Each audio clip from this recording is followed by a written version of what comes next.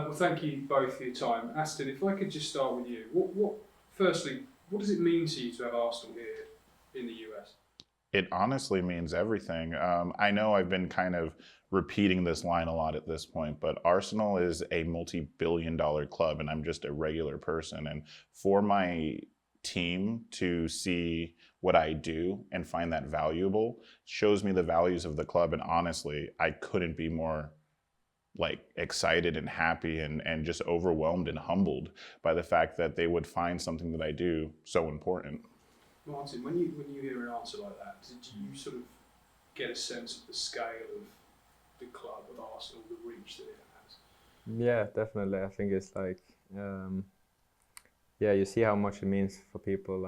Also when you come here, how big the club is, how much it means for people, and yeah, it says a lot about the club and how big it is. I think when you travel like this, you actually realize how big and important the club is, and so that's cool to see. You seem quite comfortable in this environment, but did the media attention initially kind of take you aback? It must have knocked you out. So, especially doing what I do, you get used to putting on a face. I want you to know right now, the fangirl in me is screaming because I'm sitting next to Martin. Okay, it's true. Literally, the guy can do one dummy kick and make the entire world smile. Okay, so yeah, it's overwhelming, and it's absolutely again, I'm dreaming. Please don't pinch me. How has the media attention that you've had kind of help you champion the causes that you were fighting for? It's like I said, oftentimes with the issues that we're dealing with, we are often ignored by especially by the government, politicians.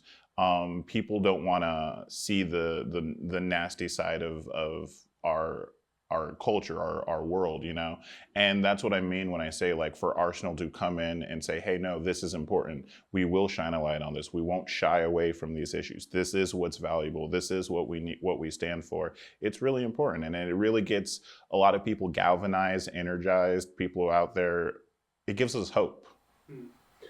Sort of specifically with reference to Black Lives Matter, how important has it been, do you think, to see Premier League teams sending a strong message about that before every game taking a knee? It means everything. I mean, listen, Arsenal from the days of Rocky Rocastle, Kevin Campbell, Ian Wright has always been the team that I've been able to look at and see people that look back at me, that look like me, that are accepted by me. Arsene Wenger didn't care where you came from, just that you wore the badge.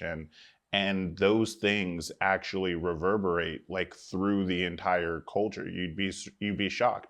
A lot of us didn't know that we could be footballers or we could be people in positions of power until places like Arsenal show us that we can, I mean, I don't know if it's the same here, but in England there are some critics of it who think that it's become a substitute for meaningful change rather than kind of a gesture that maybe has lost its impact over time. I just wonder what your sort of thought was on that argument.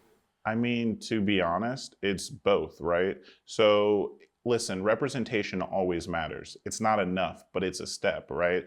I'd rather have some representation, some media coverage, some symbology than nothing at all. I don't want to go back into the dark ages, but does that mean that we stop? I don't think Arsenal ever said that taking the knee was going to solve all the problems in the world. Absolutely not. Matter of fact, that's why they're here right now, because we know that there's more work to be done.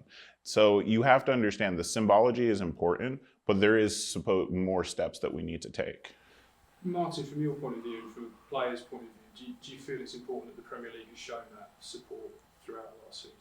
Yeah, I think definitely it's important. I think as we talked about, you know how big the sport is, you know how big football is, and I think especially for young players growing up to see footballers, to see idols represent something like that, I think that's a good thing, and I think that's the way to change, to show good ways and to help, especially for me it's important about the young people, because I know they watch me and I know they look up to me, and so for me it's important to be a good role model for them and to try to influence them. Yeah.